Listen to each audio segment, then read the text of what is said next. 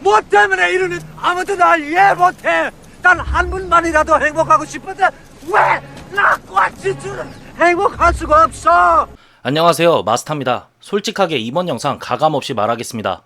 지금 레알 마드리드라는 팀이 참 좆같습니다. 웬만하면 그냥 무시하고 넘어갈라 했는데 현재 팀 내 불화설이 너무 어이없기도 하고 말도 안 돼서 가져왔습니다. 그 중심에는 리디거도 있지만 주요 인물은 역시 음바페, 비니시우스입니다. 그럼 천천히 정리해서 현재 상황을 말하고 제 개인적인 사견을 붙여보겠습니다. 음바페가 영입될 때부터 나왔던 이야기고 2425, 2526 시즌 연속으로 2시즌을 꼬라박으니 음바페, 비니시우스에 대한 선택 얘기가 계속해서 나오고 있습니다. 그럼 음바페, 비니시우스 관련 소식을 천천히 살펴보면 최근 비니시우스가 득점하고 멀티골도 득점하면서 점점 현지에도 있는 어둠의 비닐맘들이 기어나오기 시작했습니다. 그 사이 음바페가 여자친구와 이탈리아로 휴가를 떠났습니다. 이에 대해서 엘문도에서는 레알 마드리드 라커룸이 음바페가 프로페셔널하지 못한다고 믿고 있다고 보도했고 로드라가 음바페는 레알 마드리드 내부에서 나쁜 선수로 지목됐다고 말했습니다. 또한 음바페 여행 가지고 호펠리도 구단에서 음바페에 대해 부정적이라는 기사를 보도했고 거의 모든 언론 보도가 음바페에 대한 공격을 시작했습니다.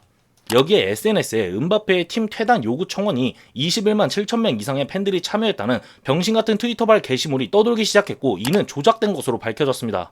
아주 지랄도 이런 지랄이 없습니다. 시즌 막판에 팀 망한 이유를 찾던 도중 음바페가 걸렸고 스페인 특유의 선수 흔들기가 나온 것으로 보입니다. 음바페의 이번 여자친구와 이탈리아 여행은 음바페가 잘못한 부분이 있습니다.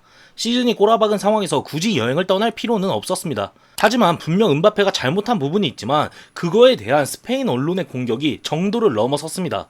그냥 음바페 하나 잡고 지금 엄풀 조지고 있는 겁니다. 여기에 벨링엄, 비니시우스 가져와서 음바페랑 불화가 있다는 기사도 거의 쉼없이 올라오는데 정확한 거 없고 제일 어이없는 게 지난 바이언전까지만 해도 벨링엄, 비니시우스가 싸웠다는 내용으로 불화를 얘기하면서 이번 시즌 제대로 망한 레알 마드리드를 조리돌림 오지게 했습니다. 이제는 음바페를 타겟 잡고 벨링엄, 비니시우스 가져오면서 불화 얘기를 하고 있는 겁니다. 지금 나오는 소식들 그냥 음바페가 여자친구랑 여행 갔다고 하니 프로페셔널하지 못하다는 이유로 범인 잡고 지랄하는 겁니다. 제일 어이없는 건 어둠의 비닐맘들 이제 3경기 연속 득점했다고 슬슬 기어나와서 1-2 시즌부터 팀을 지탱해온 선수라는 이유로 음바페에 대한 공격성을 보이는데 제발 꺼졌으면 좋겠습니다. 음바페의 수비 가담 부족을 문제로 말하는데 음바페가 고열받는 건 인정하는 부분입니다. 톱 위치로 경기를 소화하는 음바페가 아무리 골을 많이 넣어줘도 수비 가담이나 앞에서 싸워주는 역할에서 비판받아 마땅합니다. 홀란드를 생각하면 앞에서 비벼주고 박스 안이나 세트피스 상황에서 존재감을 생각해보고 득점력을 보면 음바페에 대해서 부정적으로 생각할 수밖에 없습니다. 해리 케인도 예시로 들 수 있습니다. 앞에서 압박, 수비 가담 열심히 해주고 플레이메이커 역할과 득점력도 책임져주니 당연히 음바페와 비교됩니다. 음바페에게 가해지는 비판은 정당합니다. 이와 마찬가지로 비니시우스에 대한 비판도 정당하지 않습니까?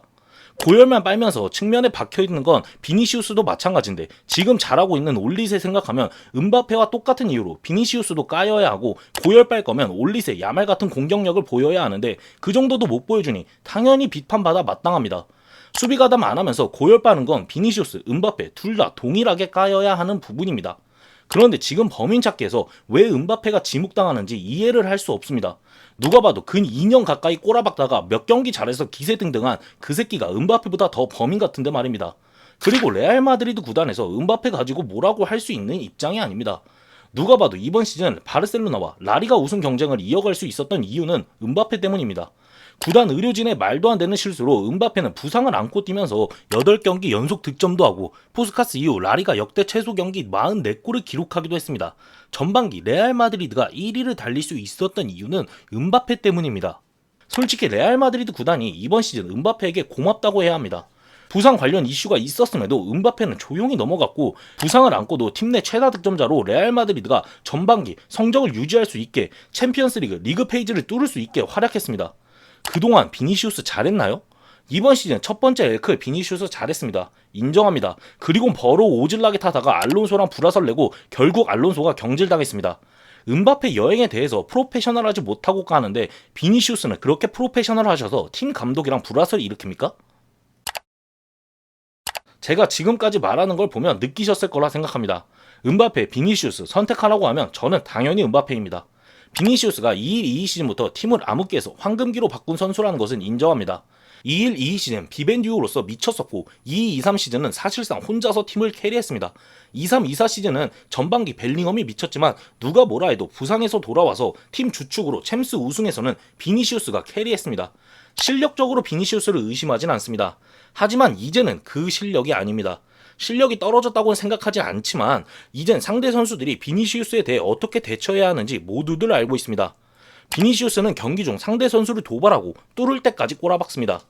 원래는 상대팀 선수가 흥분해서 카드를 받고 비니시우스에 대한 수비가 소극적으로 변했지만 이제는 다릅니다.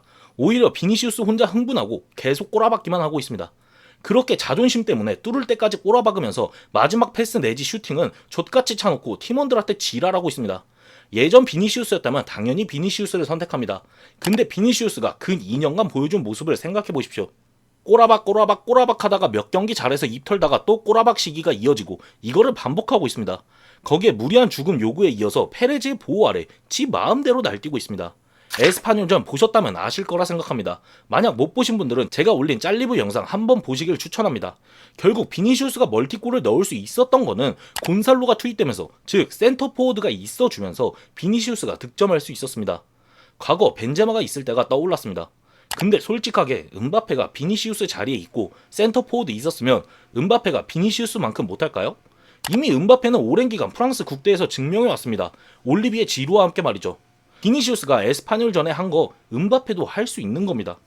지금 사실상 비니시우스 음바페 4-4-2 구조에서 비니시우스는 좌측 측면에 기생하고 있으니 음바페가 오른쪽으로 빠지는 모습을 많이 보여줍니다.